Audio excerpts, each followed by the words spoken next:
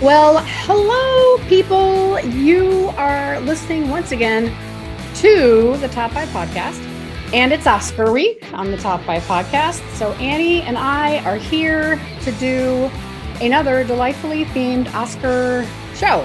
Hi, Annie. Hi. So we've had a couple really fun topics this week.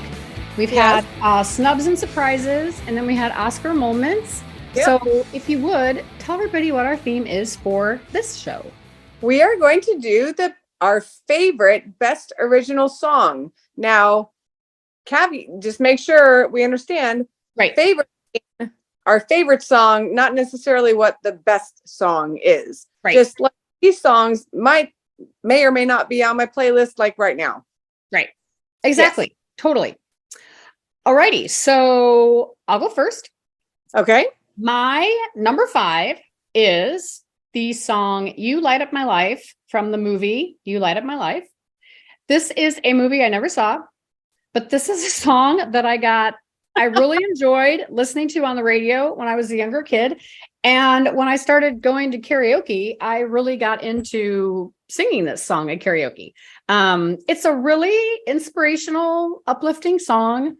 Probably like the, biggest hit of Debbie Boone's career ever. But it's fun. It's pretty. I love singing it. And yeah, I mean, it might not have been a good movie, but it's a fun song. And that's it. Pretty much. You Light Up My Life, number 5. Great song. Yep. That brings up so many memories from childhood, but I'm not going to go there. Okay. So, shame on me, I don't have the year for this one. So my number 5 is going to be the Aladdin, A Whole New World. So nice. When it came out after The Little Mermaid, but when Disney really rejuvenated its film, period. So that between the quality of film, but also the quality of the music. Yeah. So you got Tim Rice, that combination of music makers. But I loved Aladdin, and we're going to go back to bringing up our love of Robin Williams. But, yes. Maybe if he had not been a part of that movie, I wouldn't love it so much. But The Whole New World is a great, great song. And that's my number 5. Yeah.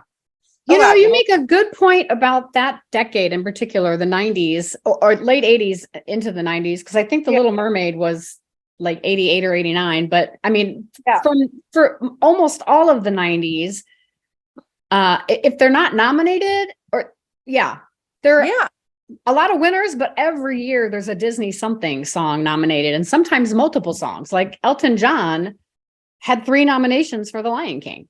Yes. But you had Beauty and the Beast, you had The Lion King, you had Tarzan.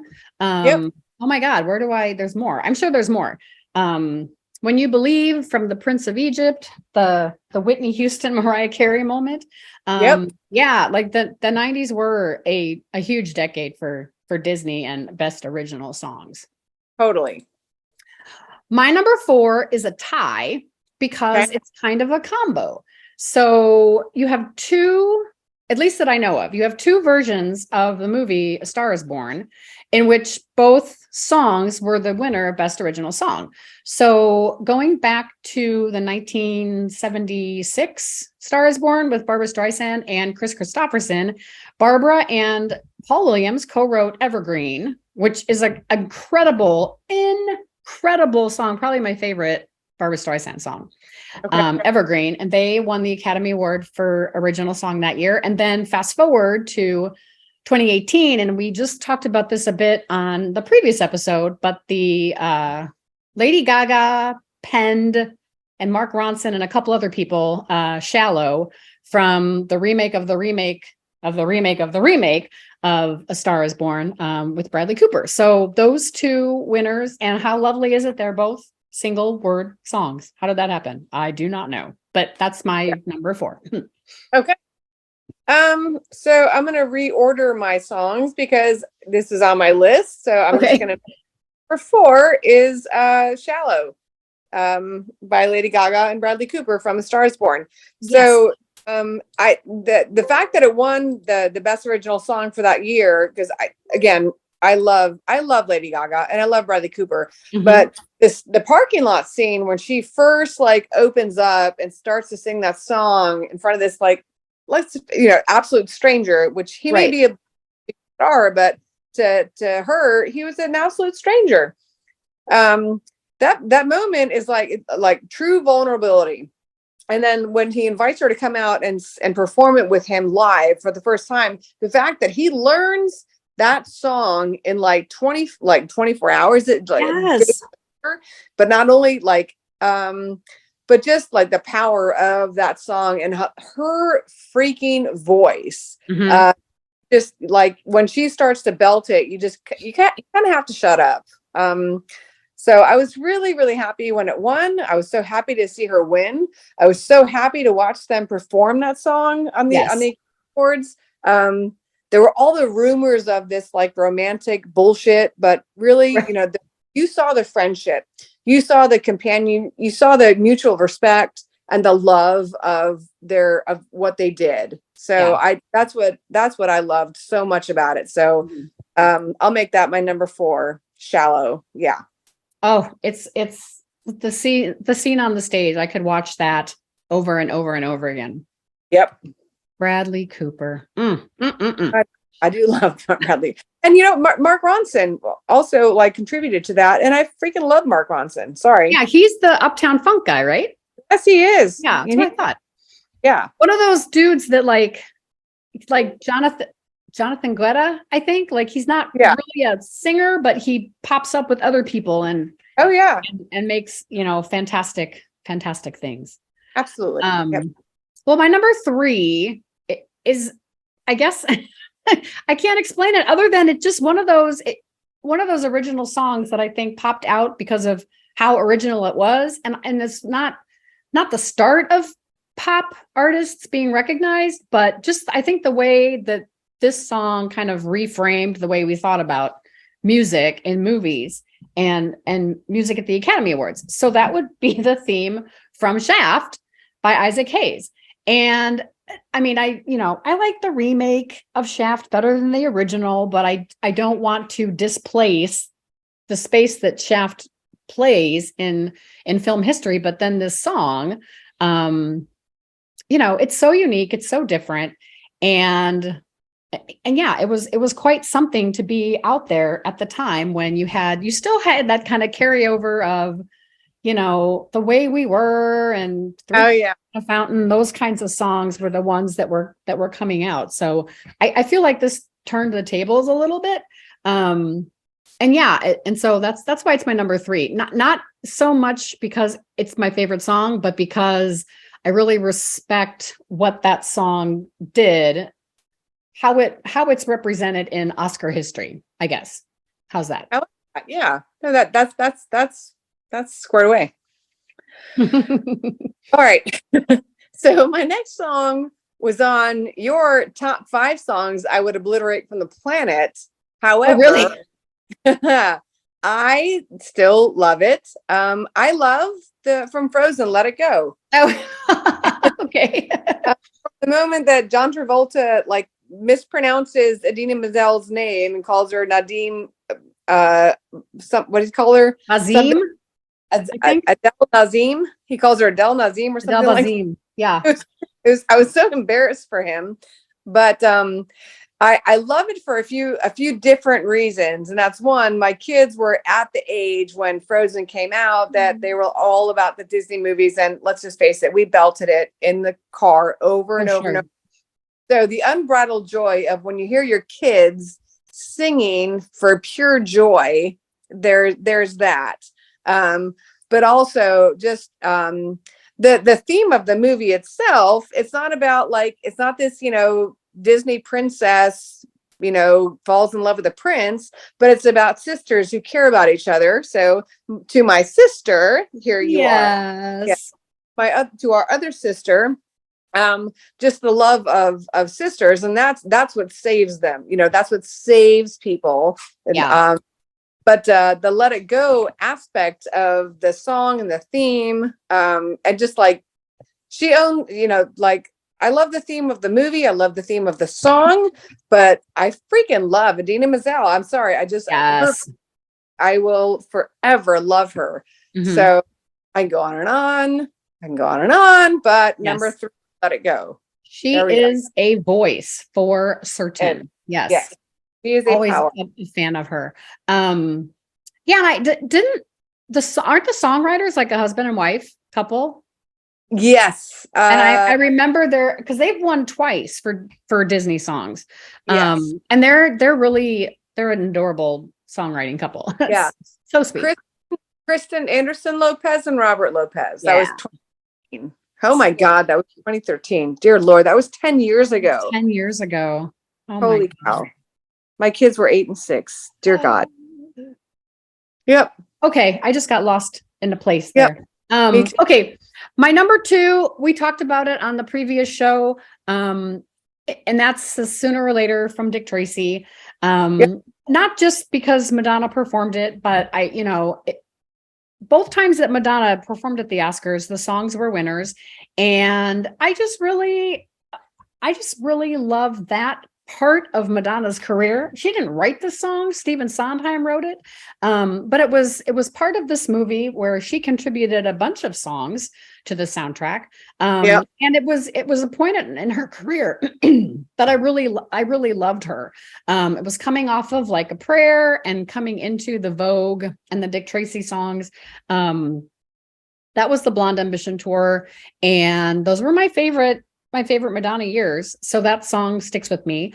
And Dick Tracy was a really, really enjoyable movie. It was something I think that, we remember Dick Tracy as a cartoon strip when we were younger, but that movie came out after the cartoon strip had kind of gone away. And you had the Warren Beatty Madonna romance that was happening. And you had a lot of really fun people in that movie playing very animated, funky looking characters. And Al Pacino playing Big Boy. And so, everything about that movie is fun for me. And I just really love that song. I'm with you. That's my number 2. Yep. Okay. So my number 2 is the 2008 Slumdog Millionaire Jai Ho. Yeah. If you watch the movie, that was kind of a surprise when it won Best Picture that, right? Yeah. But when you watch the end credits and the dance between the dancing, it's almost like a flash mob scene. But the main character, and I don't remember their names at all, but when they come back together and meet together on the train platform, and then in the end credits they do this dance to the Jai Ho song. That's on my playlist now. It has been ever since 2008. I love that song. It's so fun, and I think it brought Bollywood into a new like people started to pay attention to what Bollywood is. But super fun, and I fucking love that movie. I'm sorry, I fucking love that. So if I love the movie so much, I probably wouldn't have this as my number 2 song. But because it's so good and it's so inspirational, and it just makes you want to reach out to everybody in your past that you could do something for, you know. So that's my number 2. Jai Ho. I need to see it again. I only saw it once in the theater, and I still have to remind myself that's a Danny Boyle movie, like the guy that did Trainspotting and Shallow Grave. It was one of those okay, I'm glad Danny Boyle got the Oscar, but why this movie and not this one? But I have come to really like Dev Patel. He's done some great stuff. I loved him on The Newsroom on HBO's show there. So I will rewatch it and experience it a wee bit more. Okay. Deal. I have one honorable mention. Okay. I could probably do 1,000 of them, but I'm gonna go with I Need to Wake Up from An Inconvenient Truth, because it was a Melissa Etheridge song, and kind of came after her breast cancer scenario.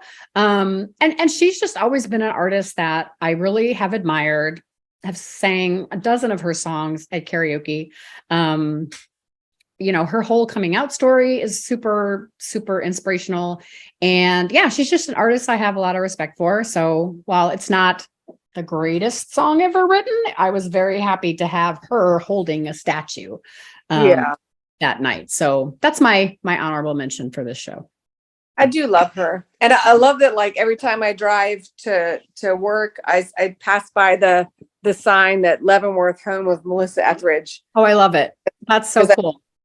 Town, yeah. Or I live next to her hometown. So my honorable mention is from Tarzan by Phil Collins, You'll Be in My Heart. Beautiful, beautiful song for anybody that like loves another human being. It doesn't have to be a child. It can be a pet. It can be a husband. It can be a cousin. You'll Be in My Heart just mean, it's a beautiful song.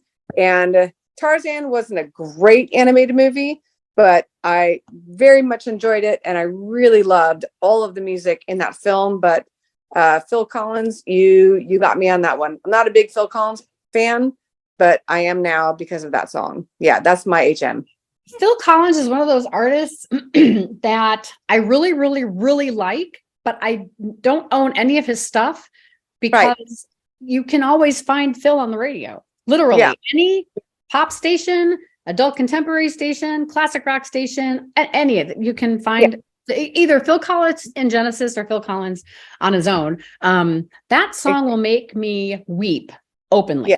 So I need to be in a mindset to listen to it, or I'm going to bawl like a baby. Exactly.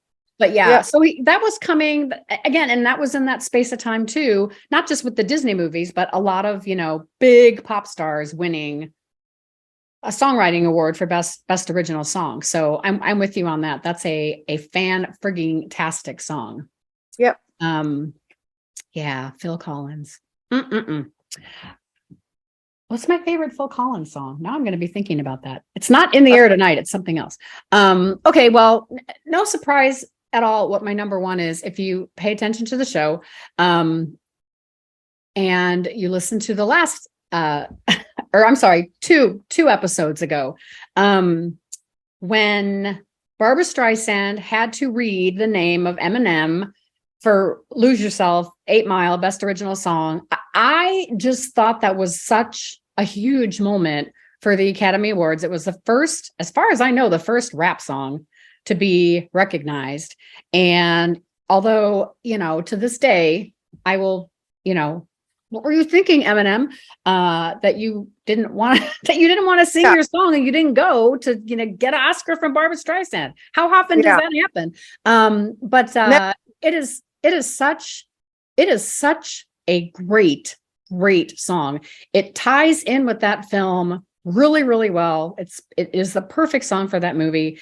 And I mean, Eminem has been polarizing over the years, but I think his songwriting talent and his ability to bring lyrics into a space, whether he's making fun of himself or making fun of Will Smith, which I guess is quite the thing to do these days.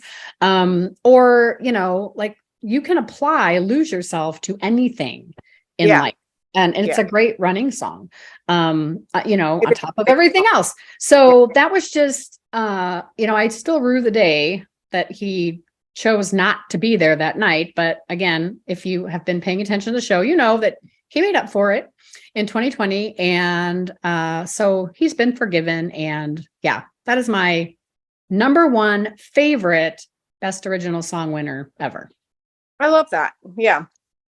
It's not my number one. It's not Andy's number one, though. So I'm going to say one thing. My caveat is I was very upset that 1985, Huey Lewis did not win for Power of Love.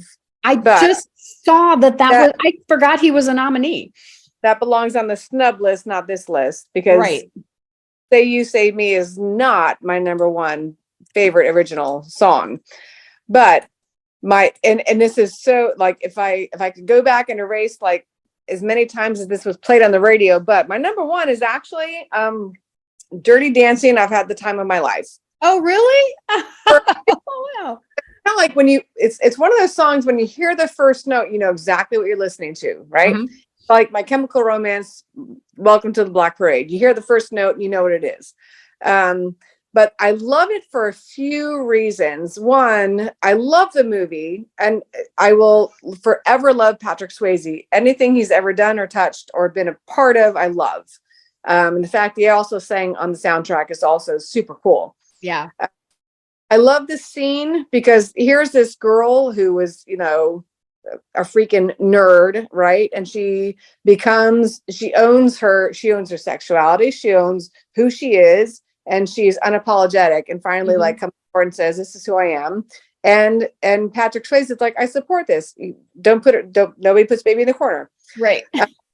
But also it became rejuvenated when the movie Crazy Stupid Love came out, and Ryan Gosling has forgot about that. Uses the song as part of his move. That's his move, right? And him and Emma Stone is one of my favorite movie scenes. So it became like, it rejuvenated my love of this song. But at the end of the day, like, everybody, you can't not love Dirty Dancing. I'm sorry. I don't care who you are. I don't care like what age you are. If my 14-year-old kid can love Dirty Dancing, and my 68-year-old father, you know, before he passed away, can love Dirty Dancing, everybody can love Dirty Dancing. And that song really gets down to, I've had the time of my life. I mean, that's it. And if you can't end your life with saying, I've done everything I could do to have the time of my life, right? So that's what the movie, I think it gets to that. It speaks to that. And be unapologetic about who you are, where you come from, and live your life to the fullest. So that's my number one. That is great context for that song. Because I just always think about that's the song where they finally got the lift right. And she's got that lovely dress on. And then, you know, after he jumps in, because part of that scene too is about, he does the last dance of the season, and there was all that controversy and the girl that got pregnant and all those things. And, and so the way he kind of comes in and interrupts the evening and takes it back for the last dance of the season. And then when he and baby start on the stage, and he jumps off the stage and he has the crew behind him, and they do that little strut walk and then the little side steps. And it's like, okay, yeah, this is on. This is cool. And that's a super, super happy, fun moment. When Jerry Orbach comes up, comes over to Patrick Swayze, says, when I'm wrong, I say I'm wrong. And like, that is a huge moment for a parent to like, that's a huge learning lesson. Like, how humble and how like genuine was that? Like, you're a good man and I was wrong to judge you. And thank you for a good person. You know, it was just, I'm gonna start crying because dancing. Oh my God, I'm such a nerd. Yeah. Oh man, fun stuff. Yes. All righty. So we will recap, because this is going to bring our Oscar series to an end for this year. You know, maybe next year we'll do a whole other group of themes. And Annie and I have some really amazing things on the docket coming up.